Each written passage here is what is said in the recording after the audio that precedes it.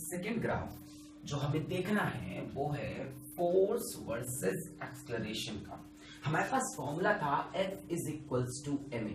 तो देखिए आप यहां से दिख रहा है कि जिस तरह से मास पे फोर्स डायरेक्टली प्रोपोर्शनल था, उसी तरह से एक्सेलरेशन पे भी फोर्स डायरेक्टली प्रोपोर्शनल है। मतलब फोर्स और एक्सेलरेशन ग्राफ पे क्या बनेगा, स्ट्रेट लाइन जो कि किससे पास कर रहा है, ओरिजिन से, provided the mass remains constant.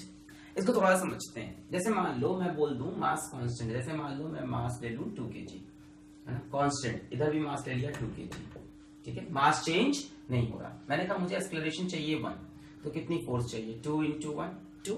मैंने कहा नहीं मुझे एक्सेलरेशन चाहिए 5, तो मुझे कितनी फोर्स चाहिए, 5 × 2 = 10। मतलब अगर मास कांस्टेंट है और एक्सेलरेशन बढ़ाई तो फोर्स भी बढ़ गया।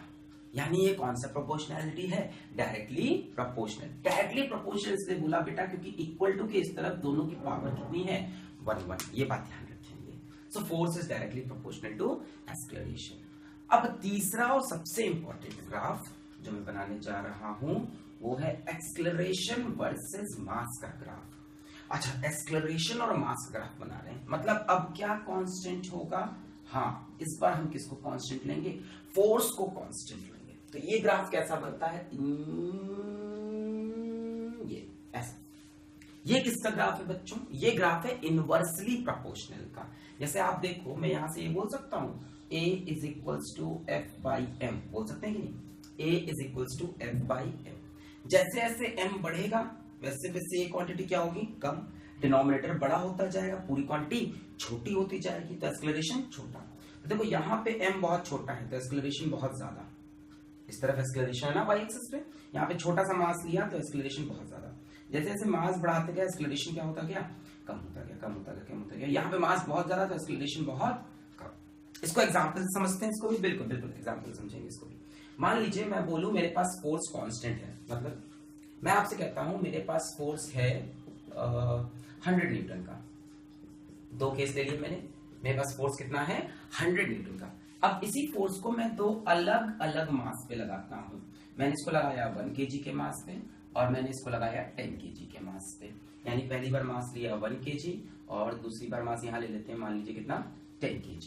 अब देखिए एक्सेलरेशन कितना है, फोर्स क्या है दोनों केस में, कांस्टेंट, फोर्स कांस्टेंट होनी चाहिए। तो F/m कितनी एक्सेलरेशन है 100, यानी मास 1 kg तो एक्सेलरेशन कितनी है 100, बहुत ज्यादा। और यहाँ पे एक्सेलरेशन कितनी आ जाएगी, F/m कितनी 10, यानी मास जब 10 kg तो एक्सेलरेशन भी कितना हो गया 10। तो जैसे जैसे मास बढ़ा, जैसे जैसे मास बढ़ा वैसे वैसे एक्सेलरेशन कम हो गया। इसको बोलते हैं इनवर्सली प्रोपोर्शनल। तो ये ग्राफ होता है बेटा, ये जो इनवर्सली प्रोपोर्शनल ग्राफ है ये तभी बना सकते हो जब इसकी पावर 1 इसकी पावर 1।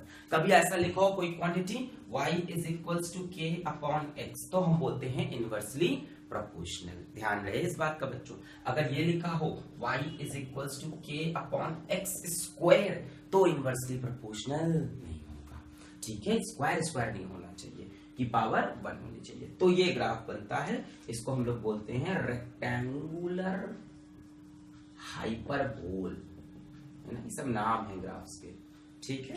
तो यहां तक हम ये बात समझ गए, हम लोग आगे बढ़ते हैं।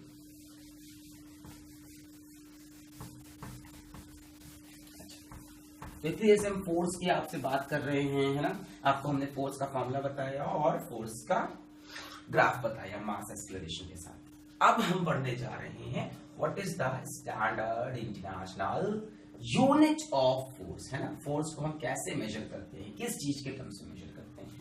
सबने सुन रखा होगा फोर्स का यूनिट न्यूटन होता है, फिर भी देखते हैं F is equals to ma। SI unit में मास kg में, एक्सेलरेशन SI यूनिट में मीटर पर सेकेंड स्क्वायर में। तो kg मीटर पर सेकेंड स्क्वायर, kg मीटर पर सेकेंड स्क्वायर, इसका नया नाम दे दिया गया न्यूटन और सिंबल रखा n। क्या नाम है, न्यूटन, और हमने उसका सिंबल रख लिया n। याद रखेंगे ये बात, kg मीटर पर सेकेंड स्क्वायर और सिंबल है n। आज से ये बात एकदम रख लीजिए, 1 न्यूटन इज 1 kg मीटर पर second square, 1 newton is 1 kg metre पर second square, 1 newton is 1 kg metre पर सेकेंड स्क्वायर। इसको एकदम अच्छे से पकड़ के रखना है, बढ़िया सकते हैं, बहुत यूज होगा। 1 न्यूटन इज 1 kg मीटर पर सेकेंड स्क्वायर, kg मीटर पर सेकेंड स्क्वायर, बहुत बढ़िया भाई। अब मैं तुमसे क्वेश्चन पूछता हूं कि मुझे डिफाइन करके बताओ 1 न्यूटन, है ना, डिफाइन 1 न्यूटन। ये तो आपने बता दिया 1 न्यूटन, मैंने कहा डिफाइन 1 न्यूटन। जैसे मान लो आपका छोटा बच्चा है, उसने पूछा 1 न्यूटन कितनी फोर्स होती है, कुछ आइडिया बताओ। तुमने बोला 1 न्यूटन ऐसा यूनिट है, सही है। 1 न्यूटन कितनी फोर्स है, उससे क्या हो सकता है? तो मैंने कहा इफ है ना, इफ की बात है यहाँ पे, अगर कहीं से मेरे पास 1 kg का मास हो, somehow I have a mass of 1 kg, I have it, and I give it an acceleration of 1 meter per second square. Is that possible? Yes, of course. एक 1 kg का मास है, उसका एक्सेलरेशन कितना है? 1 meter per second square. इस time इस पर force कितना लग रहा होगा? F is equals to ma, so 1 kg into 1 meter per second square. So ये आ गया 1 kg meter per second square और kg मीटर पर सेकंड स्क्वायर। अभी बात हुई थी क्या